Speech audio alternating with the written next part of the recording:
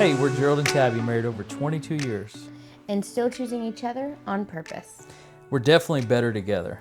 We've been through addictions, infidelity, open adoption, financial crisis, and each other. She's the drama. And he's the calm most of the time. We're not experts, and we're definitely not licensed therapists. But we've learned a lot the hard way, and we're not afraid to talk about it. For too long, we walked through our struggles alone, but that's not how God designed marriage or life. This is where we get real about marriage, faith, and the messy stuff no one warns you about after you say, I do. We call out the bad advice, the fake perfection, and the things that just don't work out in real life. So if you want polished, we're not it. But if you're looking for honest, then welcome. This is I Still Do. What was the sleeping bags? My Little Pony. And strawberry shortcake. So, what's funny is that I know a lot of people are against My Little Pony nowadays because it's some sort of, it's some sort of Is this part of the podcast? witchy thing. Oh. Yeah, I'm not sure. But anyway, I'm not super legalistic, so I don't really play into that kind of stuff. we grew up on My Little Pony. Me and my sister would watch My Little Pony. Same. Our kids watched My Little Pony. And, but every time I see My Little Pony, I think of that sleeping bag. Yeah. That your My mom set laid up. out for me Okay. at 6'1". Yeah. And then Tom 6'4". And these were like children sleeping bags, not even for adults. Yes. Like they didn't even go up to y'all's knees, I don't think. Yeah. Maybe went up to your knees. So let's go backwards just a tad about how we got to that point of the sleeping bags, because it is really funny. So, you had called me immediately when you got to Waco, and we were on the phone every day sending emails because we were in a long distance relationship of like 3.5 hours. And so that very next weekend, during that week, we planned to see each other the next weekend. So Lindsay and I actually drove down to Waco. And I remember when I got to Jessica's apartment, she was like, hey, why don't you go check the fridge? Will you get something out for me? And I go and check the fridge, and it's 3 yellow roses from you to me. And I was like, oh my gosh. Well, first of all, yellow is one of my all-time favorite colors just because it's like full of joy, but that also like symbolizes friendship, And, but it was so thoughtful because it's like you were at work and you worked nights. So we weren't even going to see each other until like super late. But you wanted me to know you thought of me. And you went to Reed's in Waco. Yeah. The Reed's Floral. And you went in and physically got it yourself and put it in Jessica's fridge for me, knowing that I would get there. And I was just like, oh my gosh, who is this guy? So we just had an incredible weekend of hanging out. I barely remember that weekend. I just remember us hanging out. And then when I went home, missing you tremendously, but we were already planning the next weekend that you were going to come visit me. But this time, it was going to be staying at my house. And my parents actually were allowing it. And I was shocked. But obviously, because I'm an adult now, they still had rules like that we had to respect, which was you and Tom had to like stay downstairs and not upstairs in my room or anything like that, which was awesome because I was a little embarrassed since I was an adult. Since I was 18 and y'all were in your 20s, I was kind of like, I don't know how he's going to handle this, but this is my parents' rules, and it's their house and we have to honor it.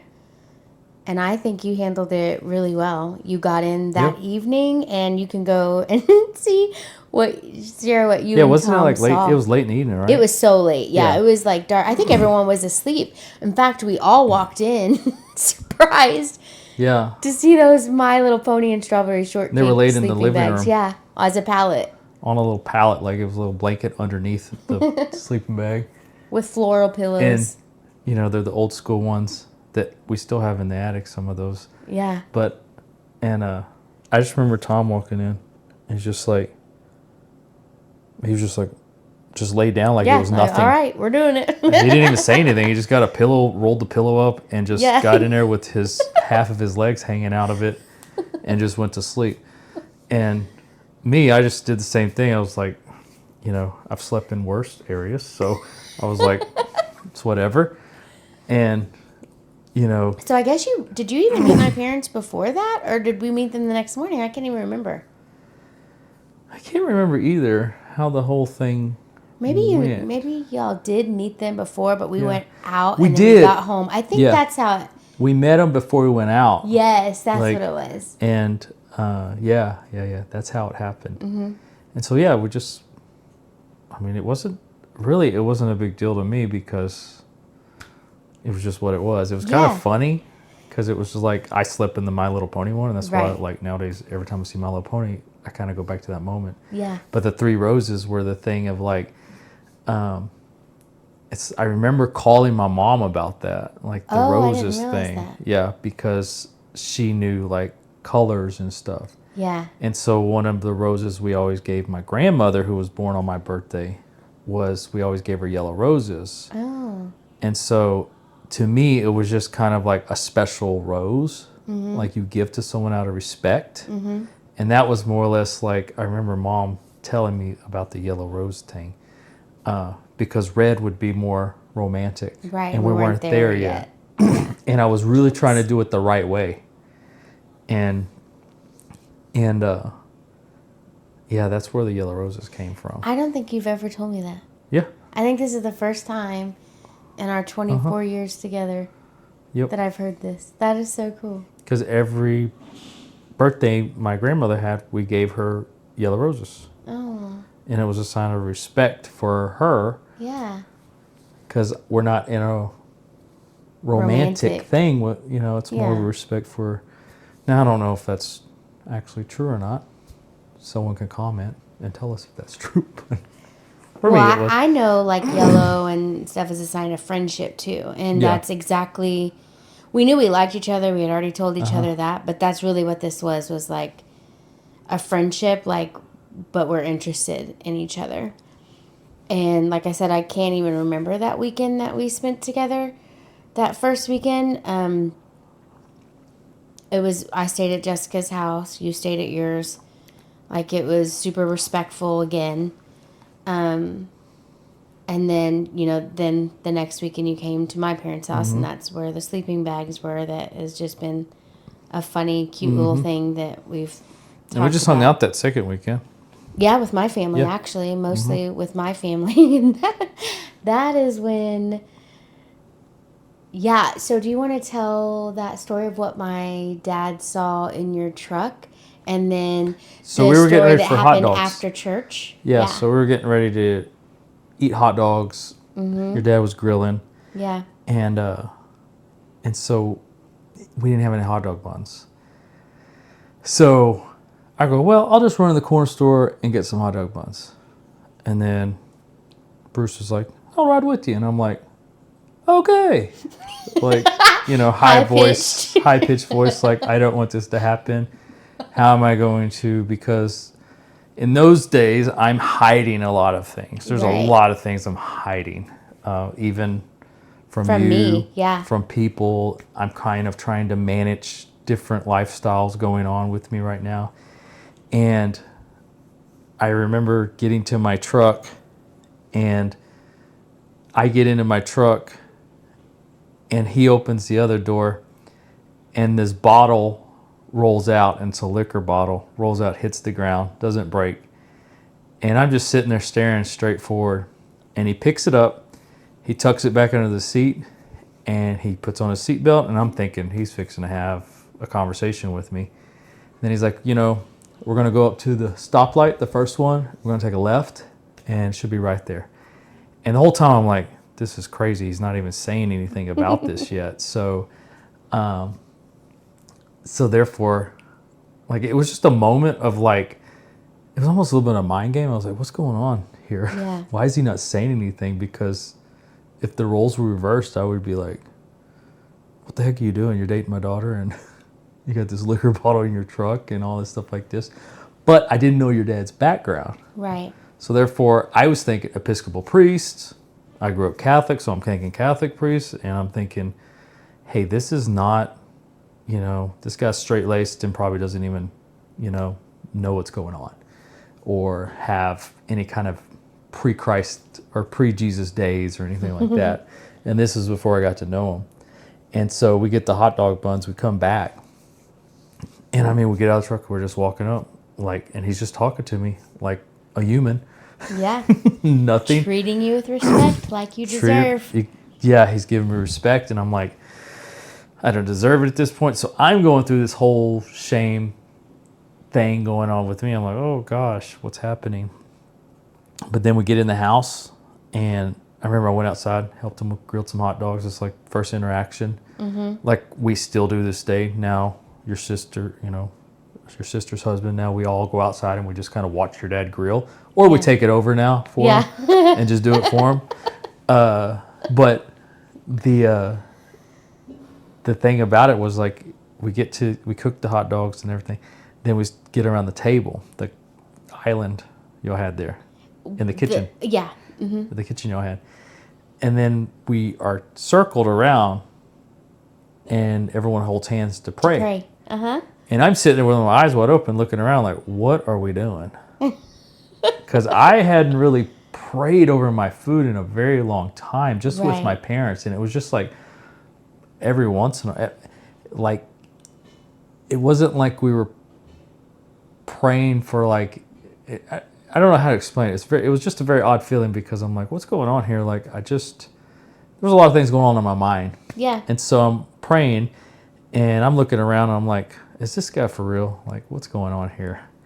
And at that point I'm still thinking like he's just playing mind games with me. No, there's just wisdom in his silence. Yes, there is. Yeah. There's a lot of it. Mm-hmm. And so but we didn't have that conversation with him about marriage and all that yet, had we? Was that weekend? That was the same weekend, but it was the next day after church. The next day, yeah, we go to church, and then after church, where my dad is the priest of. That he's the priest of, right? We go to church. I hadn't been in church in a very long time. Yeah. So I go to church with them, and I kind of fit in with the Episcopal culture because it's similar to Catholics. Mm-hmm. So there's some similar movements, so I could pretty much fake my way through it all.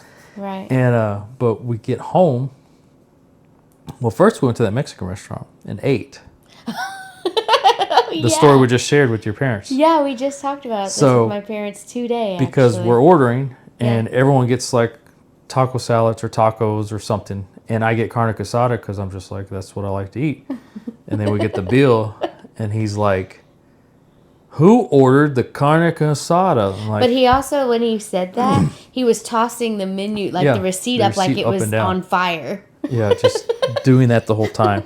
So I'm like, I'm sorry. I start pulling my wallet out because I'm like, I'll pay for it. It's not that big of a deal. Like, and then I realize he's joking. Yes. But we get home, and he calls us both into their bedroom. Yes, and he's still in his priest collar. Still in his priest collar.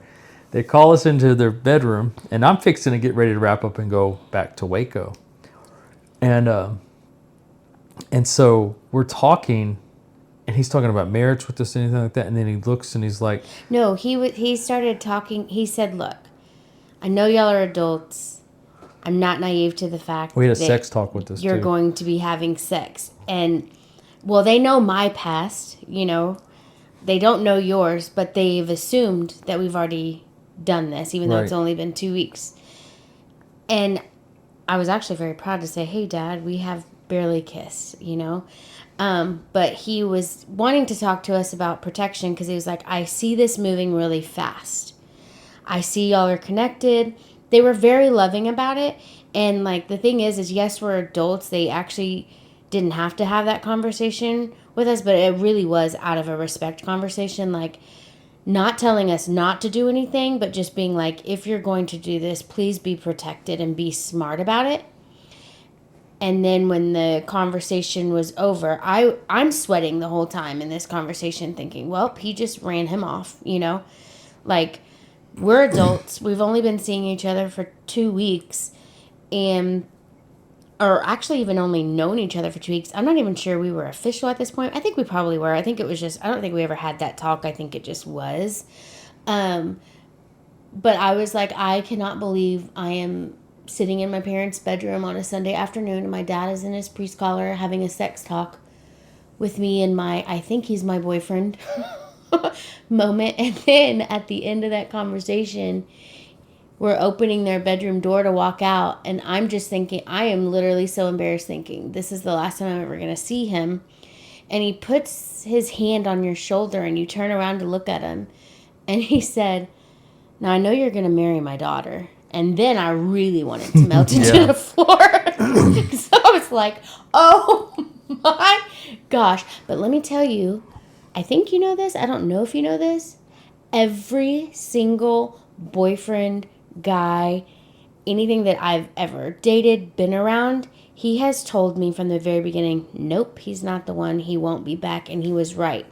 So for him to say, I know you're going to marry my daughter after 2 weeks was so insane to me. It gave me goosebumps while I wanted to melt into the floor because I was so embarrassed. Like, I trusted his judgment more than anything. And I was like, oh my gosh. He is literally feeling the energy that you and I have together, like that connection. Yeah. So I don't know what your thoughts were. Well, it's kind of a running theme from the last episode we did, but is that I saw it totally different. I was thinking, wow, this guy respects me. Yeah. Like he looked at me. I remember him looking at me in the eyes. He was very intentional. And that's who he is as a person. And still to this day, I've taken even your mother's a very intentional they both connection person. And so while my parents were intentional, one of the things that I think that I didn't get was that intentional talking to. Like that, hey, you are worth this. Yeah. And that was the first time I really felt like I am worthy of having a wife like this. I am worthy of having a marriage like this. Yeah, like you were seeing with my parents. Yeah, for sure. Sorry, not to. And he was just, when I experienced it a whole different way. But also, it's kind of it was like a yin and yang thing. It was like while I was it was an immense amount of guilt because also I've got this whole other thing that I'm doing Monday through Friday. Yeah. Without you at that point. Right. And you were kind of a good interruption in my life, and this was all a good interruption. Yeah. But Monday through Friday was kind of a whole nother world, a whole nother Gerald was going on. And so therefore, that's when you get, I think I used the word duality a while ago, but I'm not sure. Yeah. But anyway, that separation of like, you have, hey, I'm in love, I feel this, I want this, I'm not worthy of this because I still have another life that I'm living. I'm trying to cover up for things still. I have a group of people that I'm hanging out with still, going to places that I shouldn't be going to. So whenever he looked at me, that's what I felt.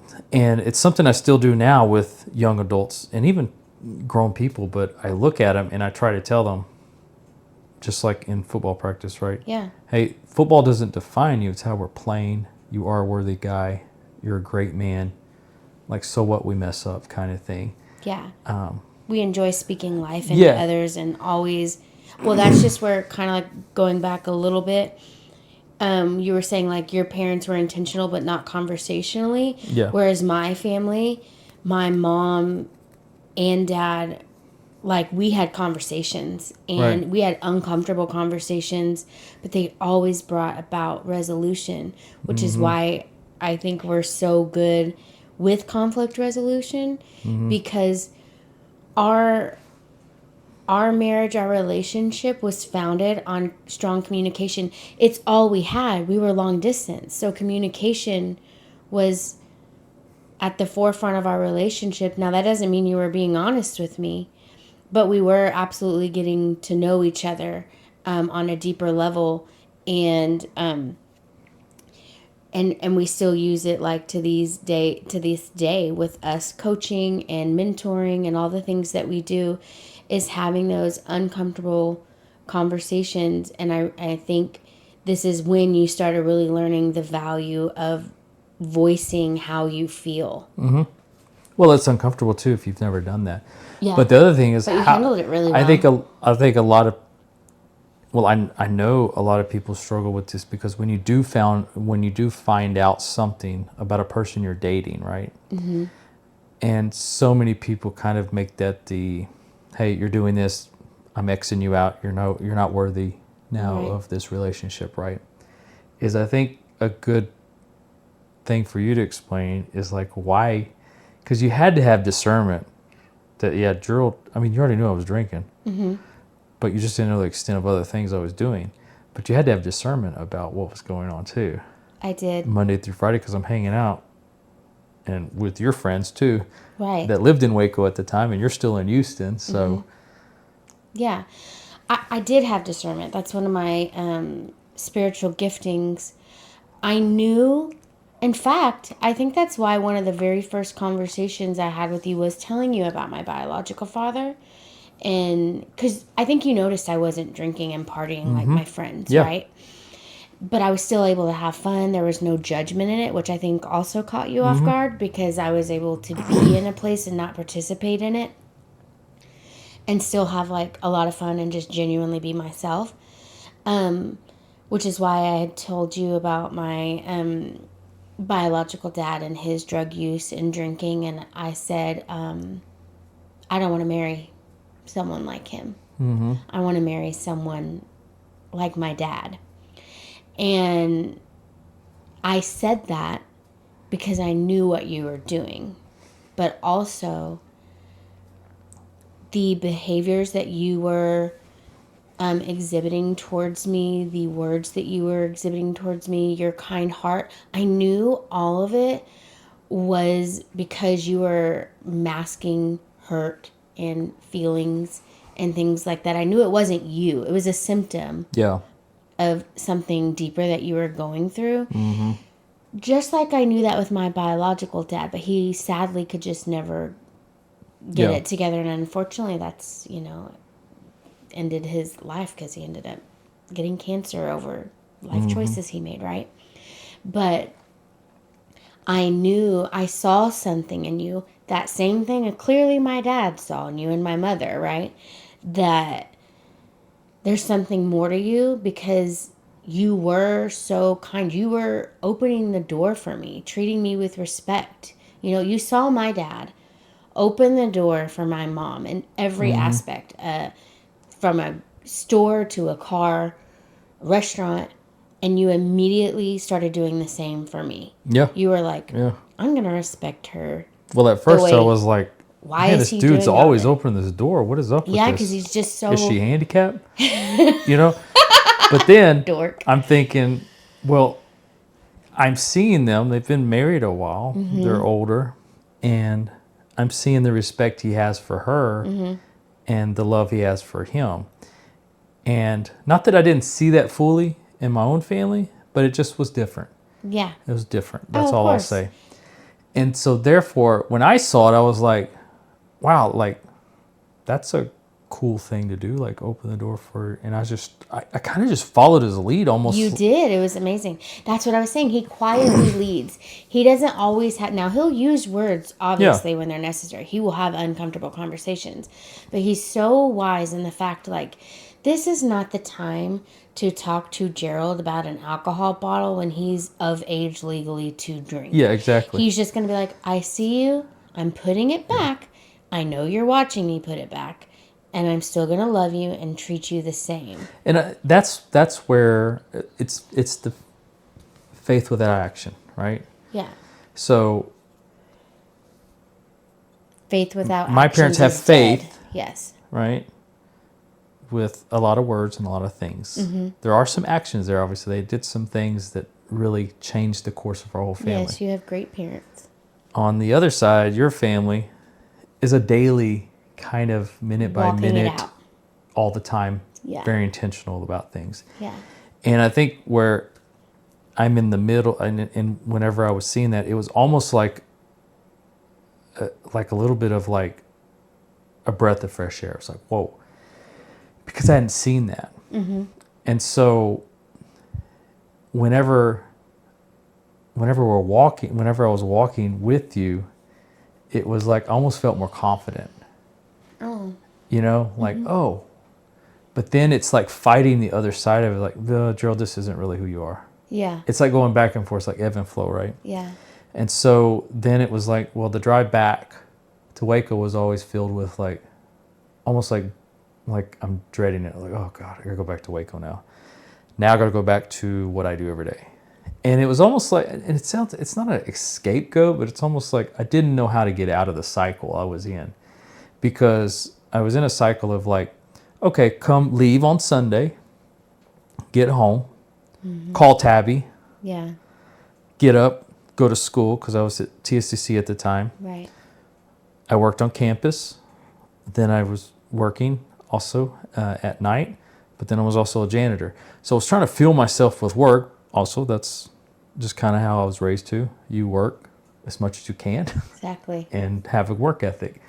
But the other thing was I was also trying to fill my time too, because I'm like, the more time I feel, or feel with work, the less I will kind of beat myself up almost. Oh, yeah. It was kind of that way. Because then I was kind of caught in this cycle of really destructive relationships around me, because I had Paul and your friends and stuff like that. And we would just drink, have a good time, whatever. And I don't mean just drink, but for that, No, for this what you were going context, through, absolutely. Yeah. you know. Then the other side was like, it might be midnight, and then I go with another group of friends, and now we're going to go buy an 8-ball and go to another bar or hang out at an apartment, till Or 6 in the strip morning, or a strip club, and then pound it out and try to get to school again the next day and do all that over. And then in those days, it was, uppers, downers, just everything I could take was taking. And I write that in the book as a funny thing, but, I don't trust doctors, but for some reason in those days I was trusting people with just bags of pills. Like, oh yeah, you know what you're talking about. You went to medical school, so you know what these pills do. Or, it's kind of a funny thing, but not a funny thing. But it's kind of puts in perspective. And he's being silly. They did not go to medical school. No, they didn't. Yeah. But it's the idea of like going up and down, and then I would try to call you throughout the week, check on you. And you were very communicative, so you were doing a very good job. Yes. Of trying to hide that double life, basically. I added it into my schedule. It's like, okay, I got to call her before we go out, call her before my head isn't right, before anything, right? Because, again, I was getting embarrassed of it. Yeah. But it was a lifestyle that I had grown to depend on, just for almost like sanity, or just kind of feeling accepted. And it's weird how we kind of go through that, wanting to find acceptance. And so when I'm over here with Tabby and her family and that whole group, I'm like, ooh, I'm feeling very accepted over here. And you're getting kind of a different high, right? Not the high from and here's drugs, the thing. Then I'm with this group over here, and they're kind of making fun of this new relationship I have. I don't really even talk about it. Yeah. Because it's kind of like, oh. And this other group is not my friends. This is a completely different friend group that he was going and hanging out with after he hung out with our mutual friends. Like, this was a very dark group of people. And because I hadn't got involved in, drugs and kind of a nightlife kind of mentality, I guess. I don't know what the word is. So, speaking of that... You kept those groups separate, right? Until, I don't remember when, but I'll never forget when I met that one friend of yours. We won't mention their name. And we're not going to mention his name. And I told you, he is not good. And I think you were like so shocked that I had that just in the first 5 minutes of meeting him. I could feel the evil off this guy. And I was just like, I don't want to sit there and tell this man who he can and cannot hang out with, but I also wouldn't be true to myself if I didn't tell him what I'm feeling and what I'm seeing. So then we did kind of start hanging out with them a little bit more, because I think you wanted me to like this group of people, right? Yeah. I was using you kind of as a barometer. Yeah, for sure. And I just, every time I was like, oh, I don't like this. I don't think this guy has your best interest. Yeah. Like, I was speaking up, but then at the same time, we're long distance. I can't tell you, Yeah. you know, what to do. I just have to put my faith in you and in God, even though you're not a Christian at this moment, that you're going to be respectful of me when I'm not there. And that's when one time I came to visit you. It was my weekend, and I guess you had a really strong partying night, and he had stayed over at your house, and I guess y'all lost track of time because we always like saw each other first thing in the morning, like 10 a.m. is when I would get there, and you would get to my house at 10 a.m. when it was your weekend to travel to me. Yeah. And I knocked on the door, and all I hear is like, oh shit, and like all kinds of like scrambling and stuff, and they're not opening the door for me, and I know. And he finally like, he opens the door a peek with that little chain, you know, that was like on. He was like, oh, hold on a second. And I can see past him, and I see pills everywhere on the table and stuff. And he's like, hold on a second. Oh, sorry, I forgot to unlock this, you know. Anyways, and it was just like, you look like a deer in the headlights and so ashamed of what I just walked into. Well, it was the moment you saw it. Yeah, I saw it. And it was like, I already knew. I know. But I saw, you know, and I was just like so disappointed. I think I handled it the way my dad had handled it. Didn't really say much, but you knew I was disappointed. Yeah. And that guy obviously... You had your eyebrow thing going. Yeah. I looked at you like, I don't really like this. I think I had another conversation with you about how... Because he left immediately. He did. He was like, oh gosh, here we go. Like, he was like, oh, bye. I was like, I wanted to be like, yeah, you better leave. And then I think I had another conversation with you about, like, you did. I don't want to marry someone or be with someone. I didn't say marry. Be with someone like my biological dad. Well, I cannot do this. And in those days, I was justifying a lot of that stuff. Oh, for sure. And there's so many reasons why people justify things. Mostly people justify things out of embarrassment. Like, I don't want to admit this is a problem. I don't want to admit, you know, that this is not good for relationships or anything like that. Like, or you even think about,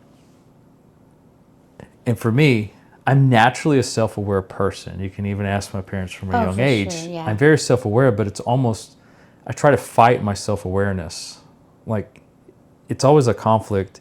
And I think a lot of people can relate to that. Like, I know this is wrong. It's almost like, is it Paul? Like, he says, like, I know what I do is wrong. I want to do good. Mm-hmm. I know what I'm doing is wrong. But I want to do good, but I keep doing the wrong thing. Yeah. And it's the same thing. It's like, I wanted to do good, but I didn't know what good was. Yeah. I didn't understand good because good felt like almost like unattainable. Right. For me. Because in those days, and again, when you're in the middle of a faith crisis, and I think you have levels and stages of faith crisis in life. Mm-hmm.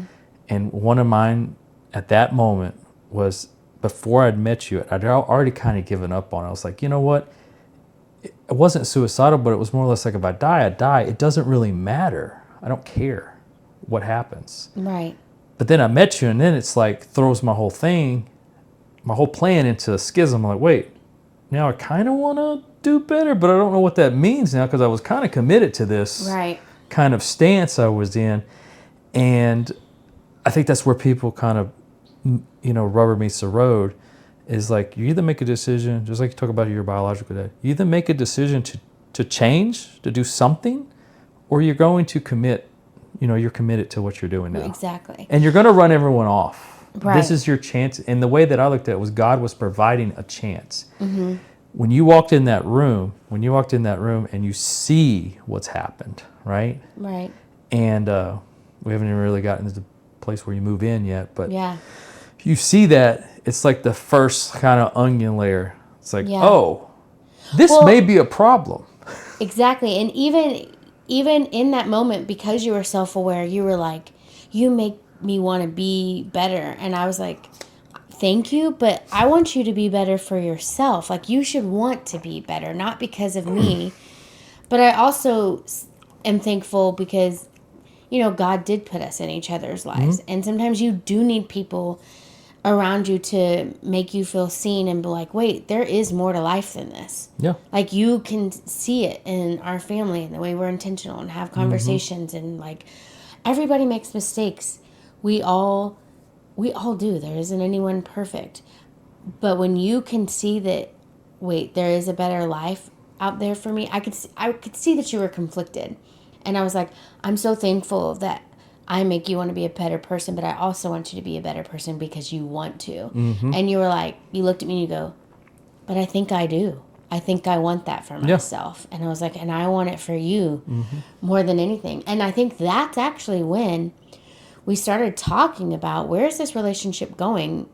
Am I going to move here? I think that actually catapulted the conversation, if I remember correctly. I don't know, it was so long ago. But it was...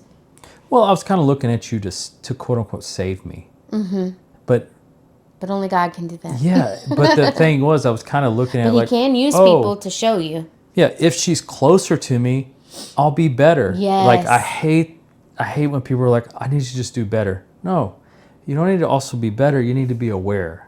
You need to be convicted, not condemned. Because in those days, I was very condemned.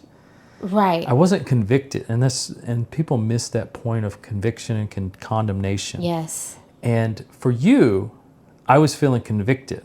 It was a heartfelt conviction, like.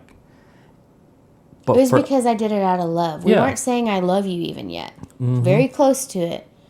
But we loved each other. We just hadn't said it yet. Yeah. And I think you could feel that love, and I could feel your love. Like, it was very, very strong. Because I think we said I love you after 4 months. But then through this whole thing, we didn't even mention, like, I'm working at a company, McCoy Myers. Oh, yeah. And I'm working with a lady, Janice. Oh, amazing. Love who was a person who I always say is on my top 5 of people who impacted my life. But she's on the other side.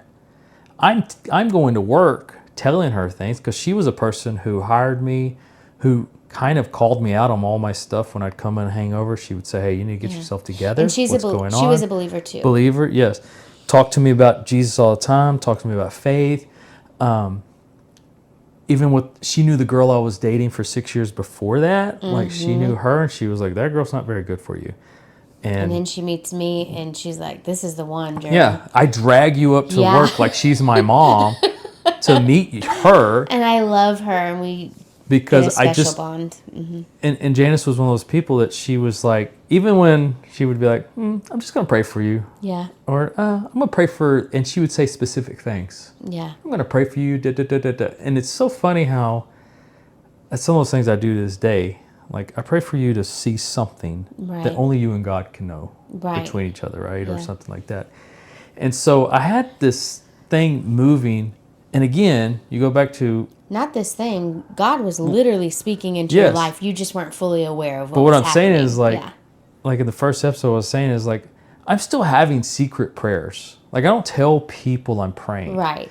Because there's secret prayers. And I always kind of say, everyone has secret prayers or prayers that are done on their own that are desperation prayers.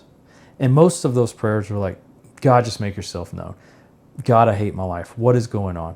Is there a God? Are you even there? Are you hearing me? Like, all these things that we just kind of scream out. And sometimes, and that's the thing too, is like a lot of people, you know, I could have been high, everything. I'd come home and I would start praying. I would catch myself praying. And almost in tears, because I'm like, I don't understand what's going on. I don't understand this whole thing. I don't understand what life is about. And then you get these interruptions. And, you know, I get this job. Janice, she starts being this mentor for me. I meet you. And this is all happening like within months. You got the job in May. We met in June. Yeah. Like, this is like he meets Janice in May. He meets me in June. Like, God. Well, no, I had worked at McCoy Myers for like 2 years before that. Oh, that's right. Yeah. No, 1 year, 2000, and you met me a year later. That's right. Anyways, so yeah, a year after you met Janice, and she'd been walking with you. I wouldn't even know it was walking with me, but... Yeah, but she was absolutely walking with you. It's basically, God really was speaking to you so much. You just weren't. Well, he was actually answering my prayer. God was answering my prayers that's because what I I was was trying to asking, say. and I didn't understand what quote unquote signs were, quote unquote, Right. how does God speak and all this stuff like this. I guess I was looking for like the cloud to open up and start talking. I don't know. But what was happening was that my prayers, and I'm meeting people here, here, Yeah. here. It was like, what's going on with this process? But then whenever you come over that weekend and we start talking about you moving in, different things, what that's going to look like, I'm having a panic attack because I want it to happen, but then I'm like, ooh, what does that mean for me? I'm gonna have to Because change my I've got to figure lifestyle. out how to hide more. Oh yeah. I got to Okay. figure out how to be more deceptive Right. while be honest, and all these conflicting types of ideas. And if Because there's you wanted your cake and eat it too. You wanted me there, but exactly, you wanted to still be able to partake in things that were very unhealthy and and dark. if there's one thing that I could say is an overreaching thing that every man that, even when I was with Triple X Church doing when I was a part of the program and then became a leader and then doing stuff with Antioch or anything like that, it's like, if there's one common with so many men, it's the idea of like, I can try to manage this thing over here that's not good for me, but I need it. And then I'm going to try to manage this holistic kind of good life over here. And it's like, no, those things don't work. Right. It's kind of like oil and water. You can't keep mixing them because eventually there's a problem. And then men will get into this situation. It's like, well, you knew it was there. It was like a cancer eating at you. But the hardest thing, like we said in the first episode, and I think it might be a theme, is like pulling up the truth. It's so hard. It's so hard, and truth will set you free. We all know that. So phrase. cliche, but it is like so true. It's so true. And for me, that truth was rising up, for me, and it was like, oh gosh. In the back of my head, I'm like, I know this is all coming to roost at some time. One day this is all going to come to roost. She's about to really find out. And when she does find out, she's gone. This is not going to happen.